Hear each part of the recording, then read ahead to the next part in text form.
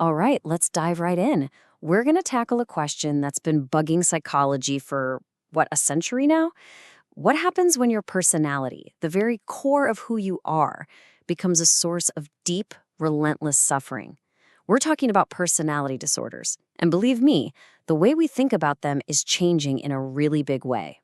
There's this quote from way back in 1953 that just nails the whole problem. It says, every person is like all other people, like some other people, and like no other person. So how do you even begin to build a system that can handle all of that? Our shared humanity, our group identities, and what makes each of us unique? Well, for a long, long time, the answer was you just put people into boxes. But as you can probably guess, that created a whole new set of problems. So let's really get into this puzzle of personality.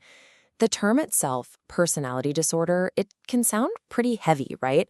But once you look at the definition, it starts to make a lot more sense what we're actually dealing with here. So look, the two words that matter most here are distress or impairment. This isn't just about being quirky or different. A pioneer in this field, Kurt Schneider, he put it perfectly. He said, these are people who either suffer themselves because of their personality, or they make the community around them suffer. That's the key. That suffering is what turns it from a personality trait into a clinical problem. Okay, so faced with all this suffering, what did psychiatry do? Well, it did what medicine usually does. It tried to classify everything. And that's what kicked off what we call the categorical era. This whole idea of creating neat little diagnostic boxes to put personality into. And this idea of distinct types of personality disorders, it really took over the 20th century. You can see how it built up over time. It starts with Schneider back in the 20s, then the psychoanalysts add their ideas like borderline and narcissistic, and then bam, in 1980, the DSM-III makes it official. It was the classic medical model in full swing. You either have it or you don't. Simple as that. Or so they thought. But here's the thing. The neat theory just didn't hold up in the real world. The assumption was that these disorders were all separate things. But the reality? The reality was that massive diagnostic overlap, what doctors call comorbidity, was completely normal. It wasn't the exception, it was the rule. You'd have patients who checked the boxes for several different disorders at once, and a ton of people who just didn't fit perfectly into any single box. And we're not talking about a small problem here. It was huge. In a lot of clinics, more than half of all patients with a personality disorder diagnosis ended up with this catch-all label, personality disorder not otherwise specified. I mean, think about that. That's a giant red flag that your system of boxes is broken. The labels weren't helping to clarify things, they were actually getting in the way of seeing what was really going on. So this failure, it wasn't just some minor detail to fix. It was a full-blown crisis. It forced the entire field to go back to the drawing board and rethink everything.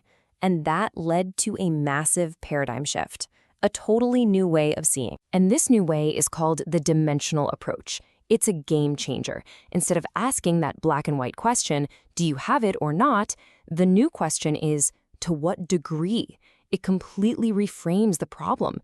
It sees pathology not as some separate category you fall into, but as the extreme end of personality traits that exist in absolutely everyone. Let's take a trait like antagonism, for example. Every single one of us is on the spectrum somewhere. Most of us, we're somewhere in the middle. But some people are way down at the low end, and some are way up at the high end. See? The pathology isn't a different type of thing. It's just a matter of where you are on the scale. It's about degree. And this is so much more than just swapping out some words.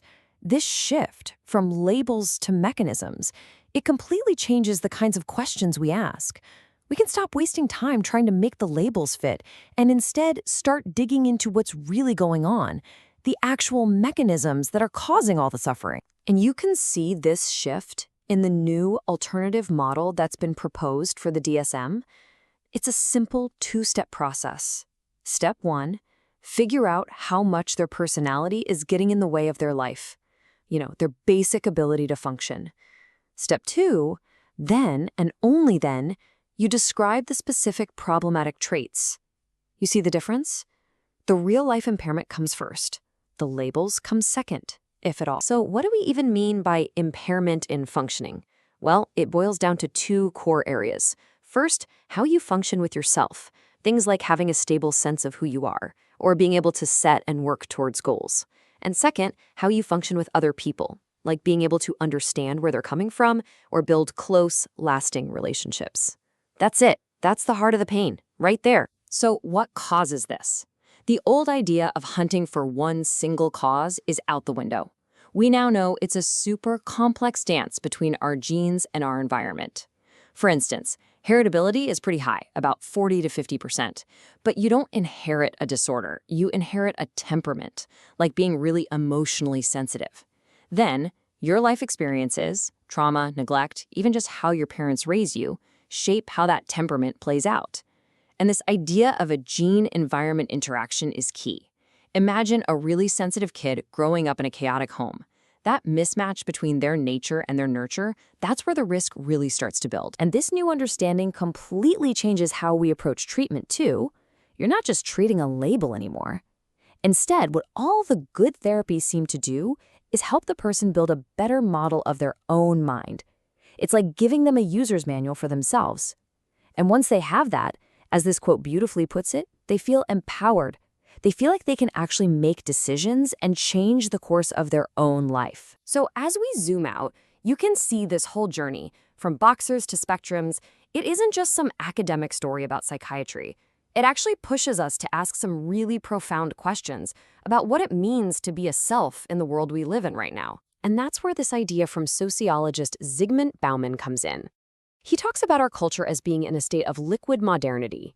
Everything is always changing, always in flux. And he had this really provocative thought that this kind of environment might actually encourage what he called a permanently impermanent self. It makes it harder than ever before to build a solid, stable sense of who you are. And that leaves us with one last big question to chew on. In this era of liquid modernity, where everything feels so unstable, what does it even mean to build a stable self? And here's the kicker.